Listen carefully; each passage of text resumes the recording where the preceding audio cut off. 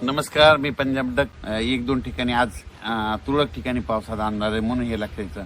पण राज्यातल्या सर्व शेतकऱ्याला सांगू इच्छितो की ज्यांचा कोणाचा गहू असेल, हरभरा असेल, कांदे असेल, तंबाखू असेल, तर तुम्ही काय करा, 30 तारखेच्या आत तुम्ही तुमचं काढून झाकून घ्या. कारण की मागं जसा 17, 18, 19, 20चा पाऊस आला तसाच परत एकदा पाऊस येणार आहे. म्हणून हा अंदाज खास करून महाराष्ट्रातल्या सर्व शेतकऱ्यांना लक्षात येतं.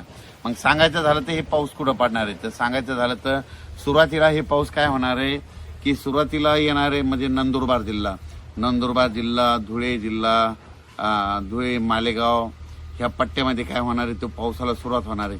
पण 30 तारखेपासून काय होणार आहे, 30 तारखेपासून तुम्हाला एक जिल्ह्यावाईज सांगतो. 30 तारखेपासून नंदुरबार, धुळे, जळगाव, त्याच्यानंतर बुलढाणा, अकोला, अमरावती, वर्धा, नागपूर, भंडारा, गोंदिया, चंद्रपूर, यवतमाळ, वाशिम, हिंगोली, नांदेड, परभणी, जालना, संभाजीनगर, बीड जिल्हा, लातूर जिल्हा, धाराशिव जिल्हा, अहिल्यानगर, त्याच्यानंतर कोकणपट्टीकडे देखील म्हणजे साताऱ्यापासून, कुडाळपासून ते डायरेक्ट मुंबईपर्यंत म्हणजे ह्या पट्ट्यामध्ये देखील कोकणपट्टी, पुणे असा करत मुंबईला देखील पडणार. म्हणजे ह्या 3 दिवसात काय होणार आहे, दररोज एक दिवस मात्र प्रत्येक ठिकाणी थोडा पाऊस येईल, काही ठिकाणी सोडून देखील देईल. म्हणून हे अंदाज लक्षात येतात. आणि या पावसामध्ये सगळ्यात महत्वाचं सांगायचं झालं मध्ये याच्यामध्ये एक तर वारं देखील असणार आहे. जिथं पाऊस नाही पडला तिथं नुसतं वारं सुटल आणि जिथं काही ठिकाणी गारपीट देखील होणार आहे. त्याच्यानंतर काही ठिकाणी हवामान म्हणजे नुसतं आभाळ देखील येईल आणि काही ठिकाणी पेंडोलता पाऊस पडेल. म्हणून हा अंदाज सर्व शेतकऱ्यांनी लक्षात द्यायचा. वीट उत्पादकांना सांगू इच्छितो की तुम्ही काय करा, 29 तारखेला तुमच्या विटा कच्च्या असतील तर झाकून घ्या. कारण की 30 पासून म्हणजे पाऊस येणार म्हणून हे लक्षात येतं.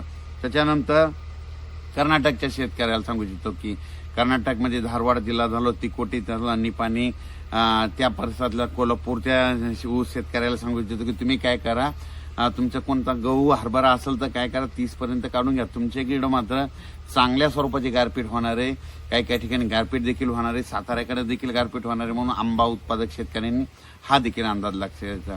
त्याच्यानंतर म्हणजे सांगायचं झालं तर हा पाऊस सांगायचं झालं तर म्हणजे 29, 31, 1, 2 त्या दरम्यान दररोज एक वेगवेगळ्या भागात जाणार आहे.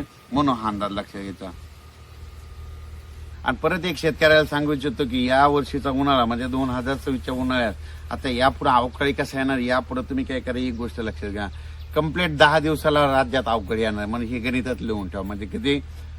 म्हणजे कसं होणार आहे की ऊन तापणार, ऊन आता पारा चांगला 38, 39, 40, 41 जाणार, 8 दिवसामध्ये जाणार की लगेच 10व्या 11व्या दिवशी लगेच पाऊस हजर होणार. मग सांगायचं झालं तर कसं सांगतो तुम्हाला सांगतो.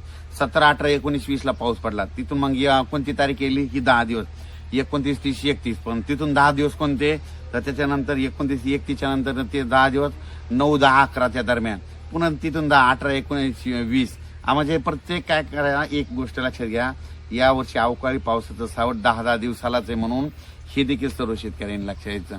मग सांगायचं झालं तर मग काय करायचं, हळदीवाले खास करून शेतकरी वाशिम जिल्ह्यातले, तर त्यांना काय करा, तुम्ही काटकसरीनं तुम्ही तुमची हळद कशी साठवून शिजून झाकून ठेवायची, तुम्ही तुमची तयारी ठेवा. कारण की राज्यात मध्ये सध्या यावर्षीनं काय होणार आहे, 10 दिवसालाच एकदा वातावरण खराब होणार आहे. पण हे पाऊस तुम्हाला सांगतो अवकाळी असतो, अवकाळी सगळीकडे पडत नाही. म्हणून हे सर्वप्रथम शेतकऱ्यांना लक्षात येतं. अवकाळीच असतो, एका भागात पडतो, कोणत्या भागाला सोडून देतो. म्हणून हे देखील सर्व शेतकऱ्यांनी लक्षात घ्यायचं. नाशिककडल्या कांदा शेतकऱ्याचे फोन देखील आले, तर त्यांचं म्हणणं की काय होईल, तर त्या कांदा उत्पादकांना सांगू इच्छितो की तुम्ही काय करा, तुमचा नाशिक झालं, सटाणा झालं, त्याच्यानंतर मालेगाव झालं, त्याच्यानंतर येवला, त्याच्यानंतर निफाड, त्याच्यानंतर वैजापूर, गंगापूर, कन्नड ह्या पट्ट्यामध्ये देखील कांद्याचं खूप आहे. म्हणून त्यांना सांगू इच्छितो की तुम्ही काय करा, 30 तारखेपर्यंत तुमचा कांदा असला तर काढून घ्या, झाकून घ्या. कारण की 30 तारखेनंतर तुमच्याकडे देखील पाऊस पडणार आहे. कोपरगावकडे येणार आहे, शिर्डीकडे येणार आहे, राहत्याकडे येणार आहे, राहुरीकडे येणार आहे, अहिल्यानगरकडे येणार आहे, संगमनेरकडे असणार आहे. म्हणून सांगायचं झालं तर अहिल्यानगरकडे देखील चांगला पाऊस पडणार आहे. म्हणून हा अंदाज घ्यायला लक्षात यायचा. पैठणकडे देखील पडणार आहे, गेवराई, बीडकडे देखील असणार आहे. म्हणजे सांगायचं झालं दररोज वेगवेगळ्या भागात हे पाऊस पडणार आहे. म्हणून हे लक्षात यायचं.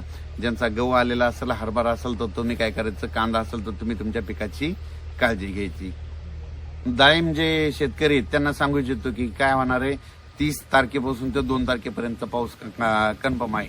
म्हणून तुम्ही काय करायचं, त्या पाऊस पडल्याच्या नंतर तुमच्या डाळिंबाला काय होतं म्हणून तुम्ही त्याचे पूर्व लसीबंद, म्हणजे आपण लस कशी देतो तसं की तुम्ही तुमचं प्री औषध मारू शकतात. म्हणून तुम्हाला ते तुम्ही त्याच्यामध्ये हुशार आहेत म्हणून त्याची तुम्ही तयारी ठेवा. कारण की 30 ते 2 तारखेच्या दरम्यान एक दिवस तरी पाऊस अवकाळी येऊन जाणार आहे. म्हणून हे लक्षात घ्यायचं. हा पाऊस राज्यात सगळीकडे नाही पडणार, फक्त काही भागातच पडणार, काही भागांना सोडून देणार. म्हणून हे देखील लक्षात घ्यायचं. धन्यवाद.